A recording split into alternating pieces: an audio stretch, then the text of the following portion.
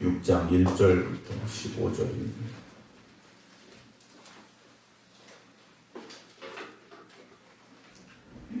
사무엘하 6장 1절부터 15절입니다.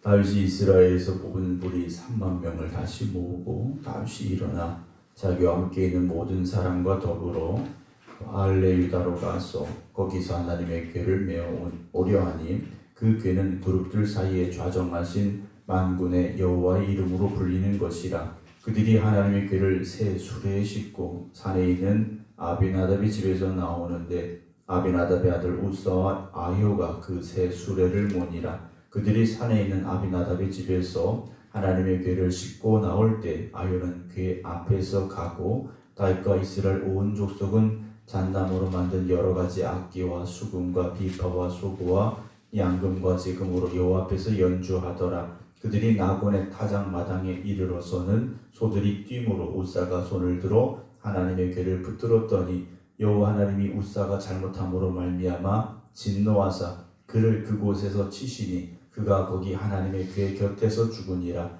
여호와께서 우사를 치심으로 다윗이 분하여 그곳을 베레스 우사라 부르니 그 이름이 오늘까지 이르니라. 다윗이 그날에 여호와를 두려워하여 이르되 여호와의 궤가 어찌 내게로 오리오 하고 다윗이 여호와의 궤를 옮겨 다윗성 자기에게로 메어가기를 즐겨하지 아니하고 가드 사람 오벳 에돔의 집으로 메어간지라. 여호와의 궤가 가드 사람 오벳 에돔의 집에 석 달을 있었는데 여호와께서 오벳 에돔과 그의 온 집에 복을 주시니라. 어떤 사람이 다윗 왕에게 아뢰어 이르되 여호와께서 하나님의 궤로 말미암아 오벳 에돔의 집과 그의 모든 소유의 복을 주셨다 한지라. 다윗이 가서 하나님의 궤를 기쁨으로 메고 오벳 에돔의 집에서 다윗성으로 올라갈새 여호와의 궤를 맨 사람들이 6걸음을 가매 다윗이 소와 살찐 송아지로 제사를 드리고 다윗이 여호와 앞에서 힘을 다하여 춤을 추는데 그때 다윗이 배 에봇을 입었더라. 다윗과 온 이스라엘 족속이 즐거이 환호하며 나팔을 불고 여호와의 궤를 메어오니라. 아멘. 할렐루야. 하나님의 크신 은혜가 깨어 기도드리는 우리 모든 성도 여러분들에게 또 온라인으로 함께 예배 드리고 계신 조옥봉 권사님, 김경호 장로님, 김주문 장로님, 박정순 권사님, 김효 권사님, 박용료 권사님, 정정희 집사님, 김미호 권사님, 임승자 집사님, 박성준 집사님, 김건욱 권사님, 김성자 권사님, 최석희 권사님, 조태경 권사님이 함께 하시길 주님의 이름으로 축원합니다. 우리가 믿음이라는 것은 모든 사람이 인정하고 기뻐하고 좋아해야 된다는 것이 아니라 오직 하나님이 인정하시고 하나님이 기뻐하시는 것, 그것이 믿음이 되어져야 됩니다. 우리끼리 믿음 좋다 해서 믿음이 좋은 것이 아니라 하나님 보시기에 좋아야 됩니다. 교회가 우리 보기에 좋은 것이 아니라 하나님 보시기에 인정하실 수 있는 교회가 되어져야 됩니다.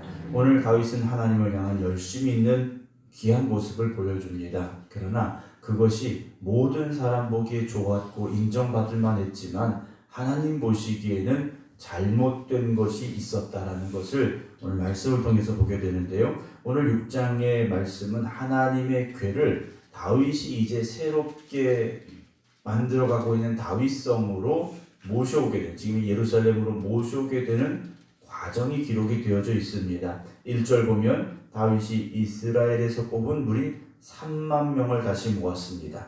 하나님의 궤를 모셔오는데 무려 3만 명을 다윗이 동원을 했습니다. 그리고 3절 보면 새 수레에 실었습니다.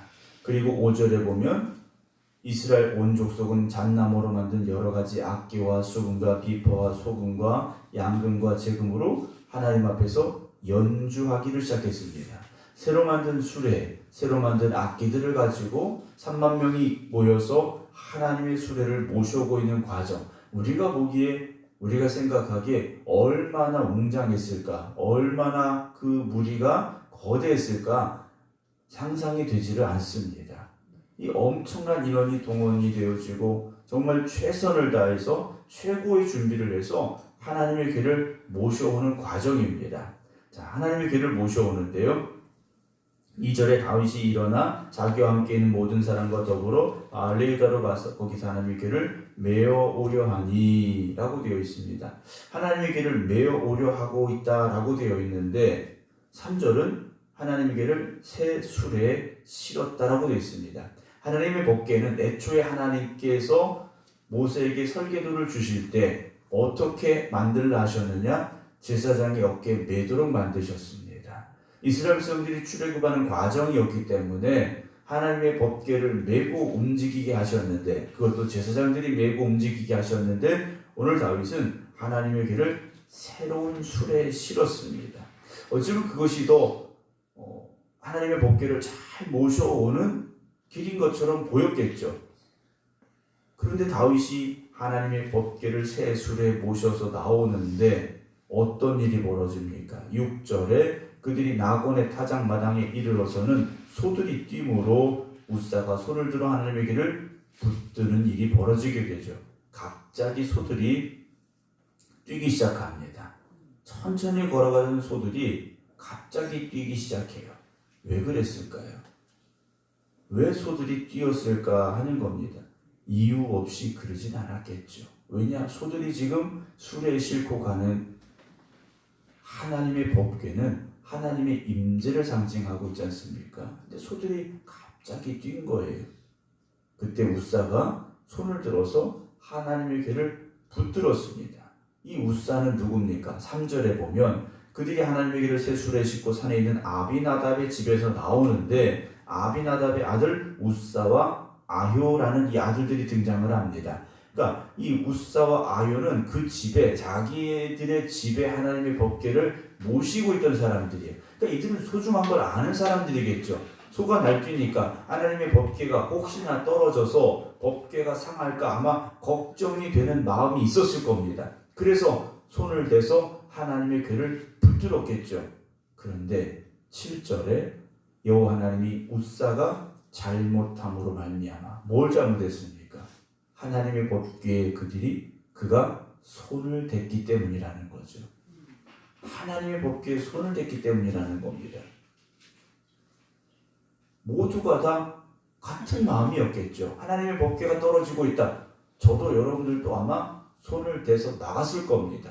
그런데 하나님 보시기에는 잘못되었다라는 거죠. 우리가 생각하기에 좋은 것, 우리가 생각하기에 합당한 방향으로 교회가 우리 신앙이 가서는 되는 문제가 아니라는 겁니다. 하나님이 기뻐하시고 하나님이 인정하시는 길로 하나님 말씀하신 대로 우리가 가야 된다는 거죠. 그런데 많은 사람들이 그 길을 잊어버리고 있다는 겁니다. 오늘 이스라엘 백성들이 왜 이랬을까요? 하나님의 법궤를 어깨에 메고 옮겨야 된다는 것을 아마 이들이 그 사이에 잊었는지도 모르고요. 그것보다는 수레를 만들어서 거대한 행렬로 모시고 가는 게 더 낫지 않겠는가 생각을 했는지도 모릅니다. 그러나 하나님 보시기에는 기뻐하시는 일이 아니었고 하나님이 말씀하신 방법이 아니었다라는 거죠. 우리가 아무리 좋은 계획을 세우고 아무리 좋은 일들을 만들어낸다 할지라도 그것이 하나님의 뜻이 아니라면, 하나님의 말씀에서 벗어나 있다면 우리는 그걸 포기할 수 있어야 됩니다. 그런 길로 가지 말아야 됩니다. 이 웃사가 어떻게 됩니까? 하나님이 진노하셔서 그를 그곳에서 치시니 그가 거기 하나님의 궤 곁에서 죽었다 그랬어요. 하나님께서 참 무섭게 진노하셨습니다. 왜 그러셨을까요? 다윗에게 깨닫게 하시기 위해서.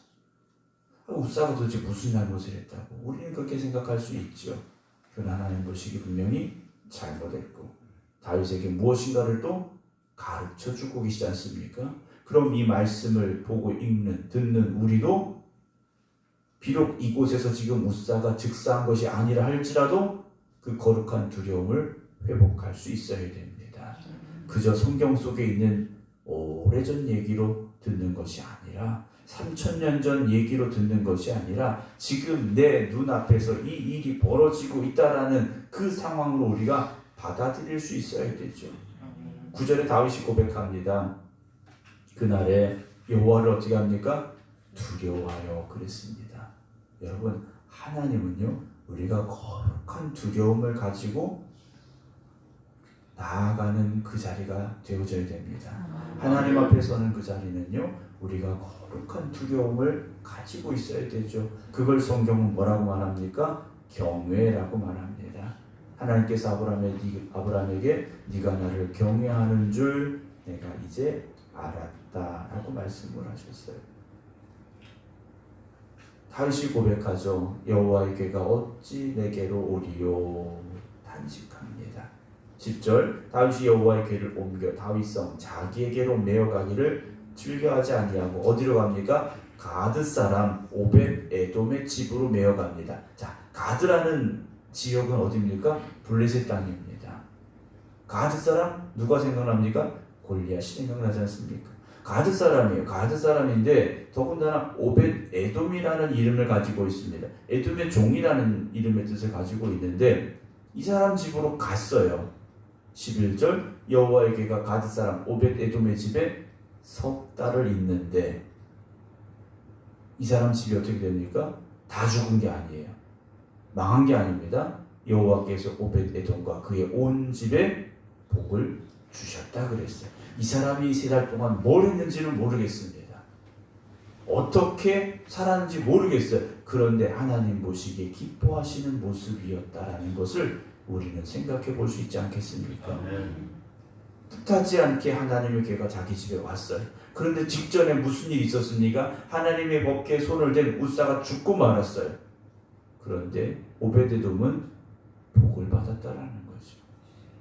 12절에 어떤 사람이 다윗 왕에게 아뢰어 이르되 여호와께서 하나님의 궤로 말미암아 오벳 에돔의 집과 그의 모든 소유의 복을 주셨습니다 라고 소식을 전합니다. 오벳 에돔이 열심히 살아가지고 어떤 특별한 일이 있어서 복을 받은 것이 아니라 하나님의 궤 때문에 그 사람이 복을 받았습니다 라고 소식을 전했어요. 여러분, 우리가 오벳 에돔 같은 사람들이 되기를 주님의 이름으로 축원합니다. 하나님께서 기뻐하시고 그래서 하나님께서 복 주시는 여러분 되시기 바랍니다. 복은 하나님이 주시는 거지 않습니까? 복은 하나님이 주시는 것인데 우리가 하나님이 기뻐하시는 일을 해야 되지 않겠습니까? 12절 중간에 다윗이 가서 하나님의 궤를 이제 어떻게 합니까? 두려움이 아니라 기쁨으로 메고 있어요. 그러나 그 기쁨 속에는 무엇이 있겠습니까? 거룩한 두려움이 있는 기쁨이지 않습니까? 오벳에돔의 집에서 다윗성으로 올라가는데 이제는 수레에 실지 않습니다. 여호와의 궤를 맨 사람들이 어깨에 메고 걸어가게 하죠. 다윗이 아마 다시 말씀을 받겠죠. 어떻게 모셔야 되는지. 인간적인 방법이 아니라 하나님의 말씀대로 해야 된다는 것을 다윗도 고백하며 하나님의 궤를 메고 다윗성으로 가고 있었을 것입니다. 여호와의 궤를 맨 사람들이 6걸음을 가매 다윗이 소와 살찐 송아지로 제사를 드리고 한 걸음 한 걸음 하나님을 경외하는 발걸음이었다라는 것이죠. 오늘도 여러분들이 살아가는 이 인생의 한 걸음 한 걸음들이 하나님을 경외하는 발걸음, 하나님이 기뻐하시는 발걸음, 하나님이 함께 하시는 발걸음, 그래서 복된 발걸음이 되기를 주님의 이름으로 축원합니다. 14절에 다윗이 여호와 앞에서 힘을 다하여 춤을 추었다라고 되어 있습니다. 그 기쁨을 이기지 못하여 힘을 다하여 춤을 추었다라면 오늘 저와 여러분들은 하나님이 지금 나와 함께 하시고 계심에 대한 기쁨이 있습니까? 하나님과 동행하는 기쁨이 있습니까? 여러분, 그 기쁨을 회복하시기 바랍니다. 우리가 기쁨이 있는 척, 은혜가 있는 척 그렇게 살지 마시고 우리 안에 정말 그 기쁨이 회복되어지고 기쁨이 샘솟듯 넘쳐나는 은혜가 있기를 주님의 이름으로 축원합니다. 기도하겠습니다. 하나님이 기뻐하시는 우리의 삶이 되게 하여 주시옵소서. 우리가 하나님과 동행하겠습니다. 고백하면서도 하나님이 기뻐하시는 길, 하나님이 주신 말씀에 따르는 것이 아니라 내가 기뻐하는 길, 내 생각으로만 하나님을 모시려 하고 있지는 않았었는가 우리 자신을 돌아봅니다. 오늘도 우리가 이 인생의 한 걸음 한 걸음 내려갈 때마다 하나님의 말씀을 떠나지 않게 하시고 하나님이 기뻐하시는 길로만 나아갈 수 있는 저희들이 되게 하여 주시옵소서. 그래서 오벳 에돔이 하나님 앞에 복을 받았듯이 오늘 우리가 그 복을 누리게 하여 주시옵소서. 하나님을 모시고 살아가는 거룩한 두려움을 회복하게 하여 주시옵시고 오직 하나님께 영광 올려드리는 삶이 되기를 원합니다. 가일급한 저희를 되게 하여 주시옵소서. 그래서 오늘도 살아계신 하나님께서 복 주시는 성도들, 살아계신 하나님께서 은혜 주시는 성도들, 살아계신 하나님께서 기쁨 주시는 성도들 되게 하여 주시옵소서. 이제는 우리 주 예수 그리스도의 은혜와 아버지 하나님의 무한하신 사랑하심과 성령님의 감동 감화 역사하심이 오늘도 하나님의 영광을 위해 힘써 살아가겠습니다. 기도드리는 모든 성도들 위해 이제부터 영원토록 함께 하시기를 간절히 축원하옵나이다. 아멘.